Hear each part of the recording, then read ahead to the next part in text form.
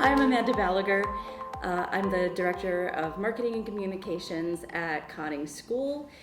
It's our Transition Fair 2022, and we are recording a discussion about our transition journey. Same goal, different paths. And here with me today, we have parents of Cotting alumni. We have Amie and Tim Connelly, whose son Ryan graduated in 2015. And we have Kathy Corkins, whose daughter Sylvie graduated in 2018. So welcome. Thank you for joining us here today. Thank you. Our pleasure. And to get us started, Kathy, let's start with the question, what does the word transition mean for you? It's a process. And I started thinking about Sylvies Transition when she first got here, and what that was going to look like. And, revisited it time and again, and my ideas about it changed, and opportunities that I perceived for Sylvie changed, and it is still going, I think, even after she's transitioned. How about for you, Tim and Amie? Well, maybe we just would define the issue at hand a little bit, and that we think about it as going from a bundled educational-based model paid for by the cities and towns to an unbundled vocational model paid for by the state and feds. So that's a very different experience. Our child was used to coming here from the very earliest of days and through 22, and OT, PT, and education, socialization, friends, sports are all in one lovely place. And that is the definition of transition, where you go into something that is unbundled. You have to find OT and PT separately. You have to find a day program. You have to find a residence if applicable. And so it's a journey, to be sure. Amie? Yeah, our experience with Ryan's transition started, as Kathy said, early on. When we arrived at Cotting, we knew that at some time, when Ryan turned 22, that we were going to have to leave. And we would all love to stay at Cotting until the end of time, but we can't. And so we wanted to make sure that we found a program and a day that was enriching and enlightening and filled with friendships and challenges and everything that we would imagine for our special needs son, the same that we would imagine for our other children who have no special needs. So the planning, it takes a while, and it's really continues on. Ryan's 28 now, and we still sort of manage his days as we did years ago when he graduated, one step at a time. So I've heard it said that transition isn't just for your child, it's for the entire family. Could you talk a little more about that? When Ryan was at Cotting, he was picked up by the school bus in our driveway, just as the other boys were heading off to school on the school bus as well. And now they're post-22, the challenge is for Tim and I to transport Ryan to his activities and to schedule each of those activities, whether they be social events or therapies or other activities, even those at Cotting on the weekends for sports. And so that has become a bigger commitment on a daily basis in terms of time and energy, and our focus on Ryan versus our ability to focus on some other things that might be going on in our family. And you mentioned that you started the process early. How early? How old was Ryan when you started thinking about transition? We started when Ryan was 21. That was with both of us making sure that we saw every day program that was available at the time, and Ryan was also eligible for residential housing. And so our goal was twofold: to find a day that was enriching, and then an evening that was filled with independence and friendship, and with a peer group that was similar to Ryan. And so we felt very lucky. By the time Ryan was turning 22, we had both in place. But now, years later, and post-COVID, that's very different. Ryan lives home with us. He came home during COVID, and it's a model that at this point we don't think we'd go back to for a residential setting. And his day program, instead of going 5 days a week, which was the original commitment, largely because that's what we knew from Cotting and the days that were, 5 days a week, that now he goes maybe 2 or 3 days a week, and we fill in the other days with friends and family and other activities that we find that are, really exciting to him. You mentioned things have changed since the pandemic, and I do want to come back to that, but I want to talk to Kathy a little bit about Sylvie and, when you started the process and what some of the milestones of the transition process are.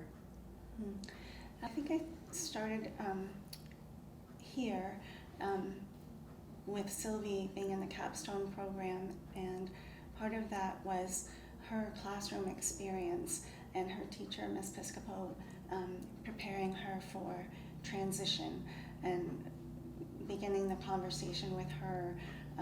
Miss Piscopo created a book for Sylvie, sort of a social story about what to expect. And Miss Piscopo also took Sylvie to visit a program once we selected one. She went with her and met the staff, and the staff got to meet Sylvie before she started, and that was pretty wonderful. I think going off to something unknown is really challenging for anyone, so that was great that she did that.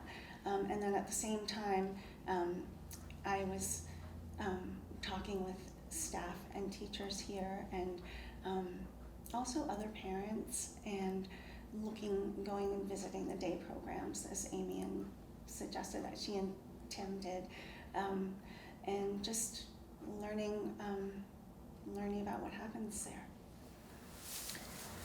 I might add something Yeah. that would be helpful maybe for parents is when we embarked upon this post-22 journey, we made a list of what was important to us as parents, and by definition important to Ryan. And these were things like a community day program versus non, miles of the day program from your house, miles from a residence if that was the case.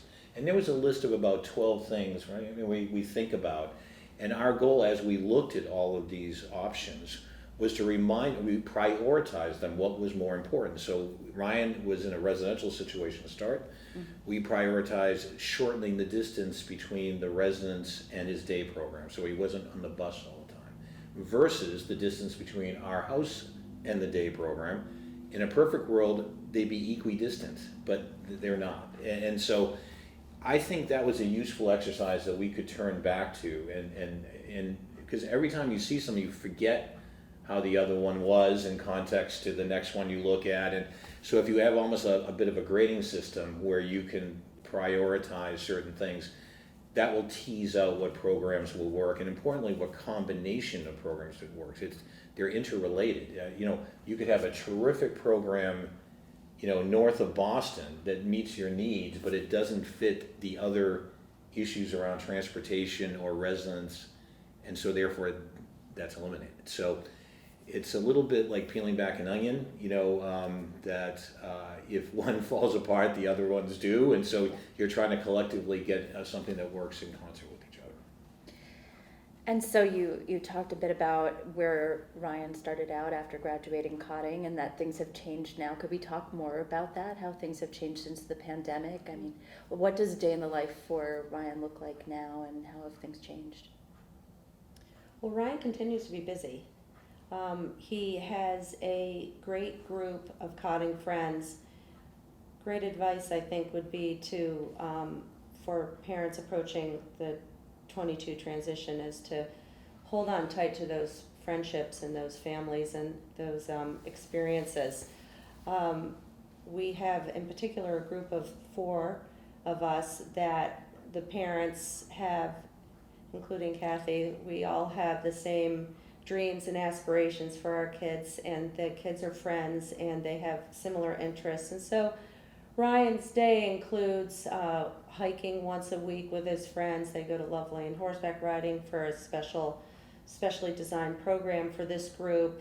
He does do some day programming in Belmont, and he has PT, OT, and speech, which originally being all of his services being met at Cotting. Now we have them on our own twice a week, and remarkably Ryan enjoys those. So it really is, it's every day is slightly different, but we'd like to think that every day is, meeting his needs and making him happy. We just, we encourage just anything that he likes to do, we like to try to accommodate. And a major difference is that now it's mostly self-directed programming as opposed to before when he was able to be at the residential program. Well, it's challenging. I mean, just a way of backing up, the pandemic hurt the residential part of the equation in our situation, and we pulled him out of that house. But he was originally in a residential program and a day program and an OT, PT, and Love Lane and all the things that Amie mentioned. Putting those constellation of things together, parents need to think about. Amie mentioned the term divide and conquer. I mean, that's what we do. We've got a very large transportation hat on, and I also say that it's not inexpensive, and so that will be influenced by what one can afford when one has time in order to transport, and the like, and those will compromise an optimal outcome from time to time, and you just have to be prepared for that. I in some level, preparing parents for this journey, it's not the idyllic Cotting world, and expectations need to be lowered, and definitions of success maybe are a bit different. Ryan's funding sources come from DDS and from SSI, and so and then he's also eligible for PCA hours. His PCA is me, and so we take those funds every month and we decide how we're going to distribute them among his different interests. Some things are covered by insurance, some things aren't, and so we want to make sure that with this finite amount of money that he is given for by the government, that we use that as thoughtfully as we can, and then supplement where needed. But it's an important it's an important task of budgeting, because every family is going to have different budgets and different travel arrangements and different interests that their children would like to pursue, and all of that has to be taken into account, because chances are that the funding that is available to these kids is not going to cover the cost of what their interests are. And I just want to take this moment to say thank you to all of you for being so honest and willing to share this information, because that's exactly what other Cotting families are looking for, and it's really important to share. And Kathy, how about for Sylvie? What does a day in the life look like now, and how has it changed since the pandemic? Well, when Sylvie left Cotting, she went into a day program that's community-based day program, and ultimately I chose that program for her because it was the closest program to our house, and for that was what worked for us at that time. And I think it was a good decision in retrospect to sort of get off the ground and learn how it worked. Her program also changed when COVID came along, and she stayed at home and had Zoom classes through her program. And that worked for a little while. And then when the pandemic started lightening up a little bit and we could go outside, she started doing more volunteer jobs in our community, and that made her really happy. She was working with kids working in the library, working at the community farm, and she liked it so much that she hasn't gone back to the program. And we are moving toward a self-directed structure.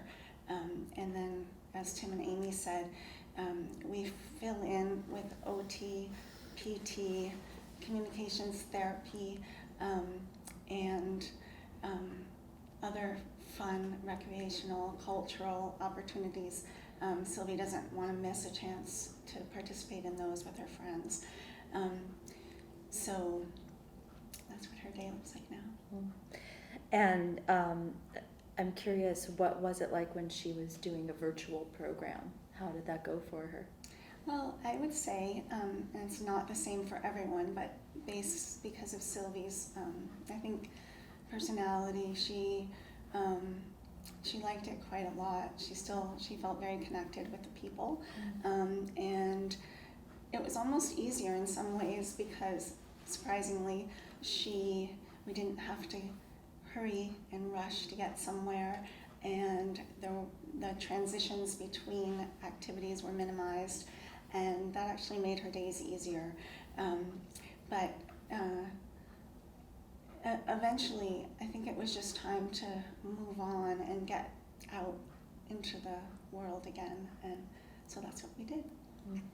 Yeah, I think it's been elusive, and Kathy has said that she's gone to maybe a self-directed program, but we had a goal. One of our goals was to have an institutional wrapping around Ryan's experience, under the very thought that we're not getting any younger. He's not getting any lighter. Ryan's in a chair, and what happens if we get hit by a bus? And so that is a struggle, and I think when we mention COVID, I don't want, that's an episodic thing we hope is going in the rearview mirror. Right. What we're trying to do is also provide some guidance with, in a normalized world. And we wanted infrastructure. We wanted that, and to leverage that from a cost and a time perspective. And, as you can imagine, as you can fill in the blanks here, this getting people from OT to PT requires time. And the institutional setting takes care of some of that, not anywhere near Cotting did, but some of that. Mm-hmm. So there's a balance here, that you have this instinct sometimes of saying, well, we're going to try to do it all ourselves because it's insufficient, let's say. But there's also this other tug of war that's saying that, you ultimately can't. And at what point do you try to get that model in place that works? And so it's usually probably a bit of everything. We enjoy the Beaverbrook experience that we have with a day program. That's key. But it's, as Amie said, it's not 5 days, it's 3, right. And it remains to be seen, to tell you the truth, how they'll view that post-COVID, where funding has actually been flexible with regard to being there. The bottom line, especially with residents and with day programs, is that if you're using up a spot, as Amie said, either ethically because you're using up a spot, or legislatively, they should be there, generally speaking. And so that's something to consider. You've already given some great advice to the families that would be watching this. Any other pieces of advice, something that you wish you'd known going into the transition process, something that you might have thought about at a certain point in time to prepare, anything like that? I can answer Yeah. that. I would say a couple of things. One is the Cotting teachers and staff know your children very well. Mm-hmm. They also know about what graduates before your children have done and where they've gone, and they know a lot about the various opportunities, programs that there are. And I would say to lean into that and let them guide you. And at the same time, I would say embrace the parents, other Cotting parents and families, because I have found that to be a tremendous support to be able to share experiences with other parents. And I feel like if Sylvie could on her own maintain her friendship, she would.